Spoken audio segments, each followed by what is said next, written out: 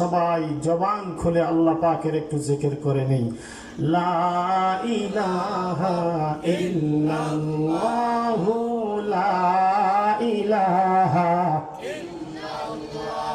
লা ইলাহা ইল্লাল্লাহু লা ইলাহা ইল্লাল্লাহ লা ইলাহা